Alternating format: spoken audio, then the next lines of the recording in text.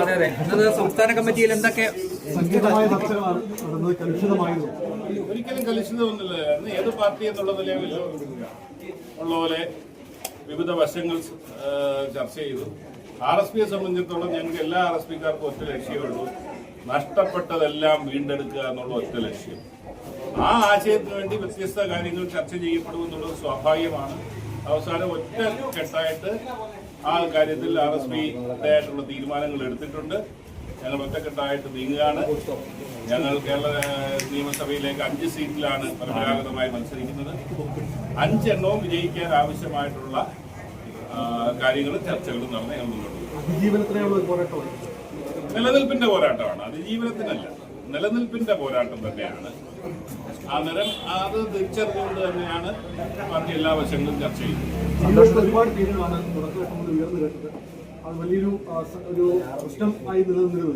അല്ല, ഒരു ജനാധിപത്യ പ്രക്രിയയുടെ ഭാഗമായി ചില ചർച്ചകൾ നടന്നു, പേരുകൾ നിർദ്ദേശിക്കപ്പെട്ടു. ആ പേരുകളെല്ലാം പരിശോധിച്ചുകൊണ്ട് അവസാനമായി RSP ചില തീരുമാനങ്ങൾ എടുത്തിട്ടുണ്ട്. അത് ഞങ്ങൾ ഇന്നിപ്പോൾ പ്രഖ്യാപിക്കുന്നില്ല. അത് UDF ലീഡർഷിപ്പുമായിട്ട് ചർച്ച ചെയ്തിട്ട് അവരുടെ പ്രഖ്യാപനത്തിനോടൊപ്പം RSPയുടെ സ്ഥാനാർത്ഥികളെ പ്രഖ്യാപിക്കുന്നതായിരിക്കും.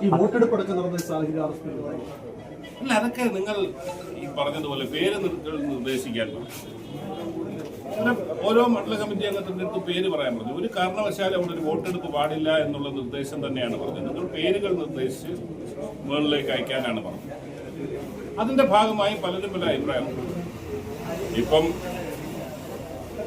വിപ്ലവ പ്രസ്ഥാനങ്ങളിൽ നിന്ന് പോലും വോട്ട് ചോരുന്ന ഒരു കാലഘട്ടത്തിൽ RSPയുടെ അവിടുത്തെ ചർച്ചയുമായി ബന്ധപ്പെട്ട ചില വളച്ചൊടിച്ച വാർത്തകൾ, ആ ഉദ്ദേശത്തിൽ നിന്ന് വ്യതിചലിച്ചുകൊണ്ടുള്ള വാർത്തകൾ വന്നു എന്നുള്ളത് ഞങ്ങൾ നിഷേധിക്കുന്നില്ല. പക്ഷെ ഒരു ഘട്ടത്തിൽ അവിടെ ഒരു വോട്ടെടുപ്പ് ഉണ്ടായിട്ടില്ല. അത് പേരുകൾ നിർദ്ദേശിക്കപ്പെട്ടു എന്നുള്ളത് മാത്രമാണ്. നിർദ്ദേശിച്ചവരുടെയൊക്കെ എണ്ണം കുറിച്ചു വെച്ച് ആരോ തന്നു എന്നുള്ളതാണ്. പലരും 34 പേര് പങ്കെടുത്ത മണ്ഡല കമ്മിറ്റിയിൽ 3 പേര് അഭിപ്രായം പറഞ്ഞില്ല. 31 പേര് പങ്കെടുത്തു, 29 പേര് അഭിപ്രായം പറഞ്ഞു. അതിൽ ആരോ കൃത്യമായി കുറിച്ചു വെച്ചുകൊണ്ട് ഇത്ര പേര് ഇന്നാക്ക് പറഞ്ഞു, ഇത്ര പേർ ഇന്നാക്ക് പറഞ്ഞു എന്നുള്ളൊരു വ്യാഖ്യാനം കൊടുത്തതാണ്. ഒരിക്കലും അവിടെ ഒരു വോട്ടെടുപ്പ് ഉണ്ടായില്ല. വോട്ടെടുപ്പ് ഞങ്ങൾ പാടില്ല എന്ന് നിർദ്ദേശിച്ചത്. അന്തിമമായ തീരുമാനം ഉണ്ടായിട്ടില്ല. അതുകൊണ്ടാണ് ഞങ്ങൾ സ്ഥാനാർത്ഥി പ്രഖ്യാപനത്തിലേക്കൊന്നും പോകാത്തത്.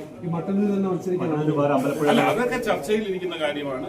നാളെയും മറ്റന്നാളും, നാളെ കൊല്ലം ജില്ലയിലേക്ക് കടക്കുമ്പോൾ നാളെയോ തിങ്കളാഴ്ചയോ ഇതുമായി ബന്ധപ്പെട്ട് ബാക്കി ചർച്ചകൾ ഉണ്ടാകുമെന്ന് ഞങ്ങൾ പ്രതീക്ഷിക്കുന്നു. ഞങ്ങൾ നേരത്തെ പരസ്യമായി പറഞ്ഞതാണല്ലോ, മട്ടന്നൂരിന് പകരം ഞങ്ങൾ പല സീറ്റുകൾ ആവശ്യപ്പെട്ടിട്ടുണ്ട്.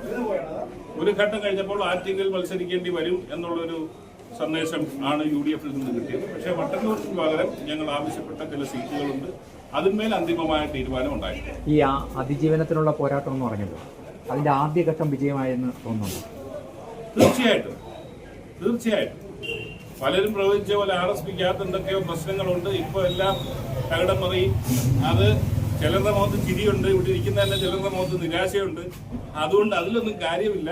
ഞങ്ങൾ നിലനിൽപ്പിന്റെ ഘട്ടത്തിൽ വിവിധ അഭിപ്രായങ്ങൾ വരുന്നു എന്നുള്ളത് സ്വാഭാവികം. അതിനപ്പുറത്തേക്ക് തന്നെ ഒറ്റക്കെട്ടായിട്ട് ഈ സ്ഥാനാർത്ഥി, ഞാൻ പറഞ്ഞല്ലോ, ഒറ്റ വാചകത്തിൽ പറഞ്ഞു, ഞങ്ങൾക്ക് ഒറ്റ തീരുമാനമേ ഉള്ളൂ, നഷ്ടപ്പെട്ടതെല്ലാം ഞങ്ങൾ വീണ്ടെടുത്തിരിക്കും. അത് ഈ നിയമസഭാ തെരഞ്ഞെടുപ്പ് കഴിയുമ്പോൾ നിങ്ങൾക്ക് ബോധ്യമാണ്.